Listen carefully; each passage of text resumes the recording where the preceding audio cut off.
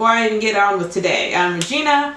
I'm on a mission to make the world a better place, and I'm doing that through mentorship, sharing resources, and a little bit of experiences on what I've been through, what I've seen, and how to overcome those things that might hinder you getting the life that you want. My goal is to speak about it in a positive, uplifting way. We have enough negativity in the world. You won't see the red pill, pink pill, whatever, black pill, all these little pills going on over here. The world is beautiful. We just have to notice it. Sure, some things go wrong, but we all have something going on in life, or that has happened to us in some sort of way or fashion, but we have to just learn to heal and move forward and find the tools that make the most sense for us to help us understand how to get what we want. So, today, I am going to talk about boundaries. I'm not going to spend too much time on this today because I think there are lots of resources out there.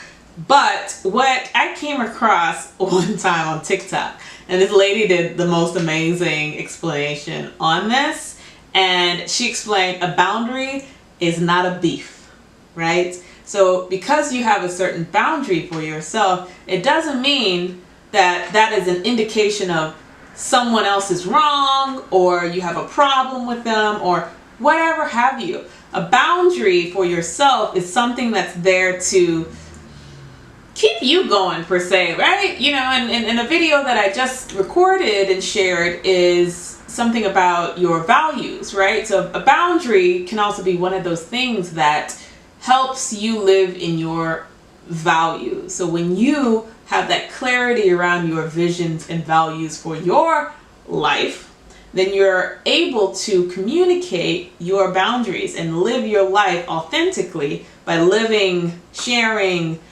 being within your boundaries and not going beyond your boundaries. When you go beyond your boundaries, that can lead to resentment and all sorts of other things, especially when people aren't clear about your boundaries or when you've even been violating your own boundaries, right? So it's something that's very important, is to understand your boundaries. Everyone's boundaries might be a little different. We all grew up differently. We've all lived different types of lives. I will say also, having boundaries that are coming from a healthy place is also important. So sometimes people create boundaries to protect themselves because, I don't know, life has happened to them. But you don't want to move in life in a way, in operating from lack, right? You want to operate from abundance, and that you can get the things that you want. You have to learn how to clearly communicate those things, and especially your boundaries, right? But operating from a place that's healthy and abundant and peaceful, and sharing your boundaries and living with your boundaries in place allows you to live the life you want. Be happier, be less stressed, because you're communicating these things. You're not going beyond your boundaries. It gives you peace when you have that clarity around it and you're communicating with them. You're communicating them to others. I would say, I really believe people want to hear your boundaries. People want to understand you. Now, sometimes if you're coming from certain environments, it is hard for people to adjust to those boundaries that you may newly establish if they've operated with you in a different fashion in the past. So that's something to also consider. This is why it's beneficial to already be clear on the visions and values for your life, what sorts of needs and boundaries you need to have in place for you to live that life that you really desire. So if you're moving with that clarity, you're able to, at the beginning of different types of relationships, be very clear about what those things, and again, not from a place of lack or negativity or fear or whatever have you, but from a place of, hey, these are the things that I really appreciate and value, and you know, for me, you know, it allows me to keep living and be 100% myself and authentic and in the best place possible. So for example, one for me generally is not necessarily, this was not a really hard boundary. Sometimes I open it up, right? Generally after 9 p.m., my phone goes on silent. I'm not really talking to people or really doing too much interacting on the phone. That time is usually for me to kind of recoup. And I will say that it's usually a little harder Monday through Friday when I'm working and I interact with a lot of people and all those different things. The day may be a little stressful, so having that time for myself to just recoup, re-energize, and I also say like I'm an introvert.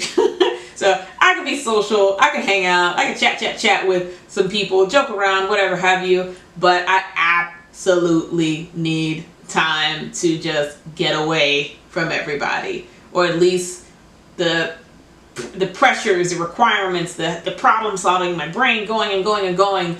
So I have to have that time every day, or else I can just get to a point of just being really just stressed. And that time for replenishment. Now everybody, we all need time, right? But that whole needing people so the difference introvert versus extrovert, how you re-energize yourself. Some people need people and need to go out and do all these things to be energized, to feel great, or whatever. That's not me.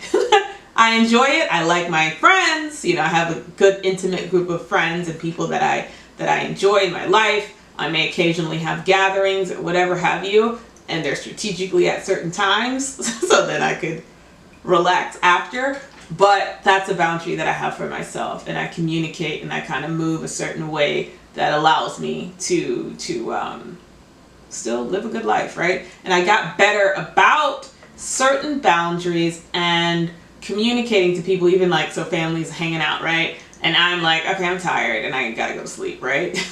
Where in the past I may have been like, let me try to be a great host and stick around and stay up and whatever have you, and be up way past my bedtime, right? And it was just, it's too much after some time. And I had to actually communicate like, hey, you guys are coming up here. Then let me know the dates that you're coming and the times and all that stuff, so I could plan accordingly and know how to move, because then it's like, it helps me live my life, right? When I have clarity and there's communication. Or if people are staying late right now, especially if they're family or close friends, you guys can still hang out, but I'm going to bed. It's all good. You can hang out. It's cool. But for me, have to go to sleep. So that's that. Nothing against them, but for me, I need the replenishment and sleep, and I've been up since whatever time or whatever have you. But I think we all have to get clear on our needs for our bodies, or mental health, mental well-being. What's the word? Just well-being. That's really the word I was going after, a phrase. But when you're clear on what your values are, what you need for you, and you can communicate those things, then it becomes easy to share it, and sharing it in a loving way that's receptive to people. It's hard to hear it in a critical way for people sometimes, but if you can share things like, hey, this is really what I need, then you give that person a chance to meet that need, adhere to your boundaries, align with it, whatever have you, have a good conversation around them. And if they can't be mindful of your boundaries, then you can, and you've talked to them a few times about it, you've given them a chance to also make adjustments. They've been living umpteen years without you, so sometimes it may take a bit of time for people to adjust. But doing it in a healthy way and sharing it in a comfortable, in a healthy manner, in an abundance manner, will help them feel comfortable to continue to keep trying, and also clearly understand what you mean, and know how to ask questions about adhering to your boundaries. Most times people want to support you and be in alignment with the things that you want, as long as it's not outside of their boundaries, right?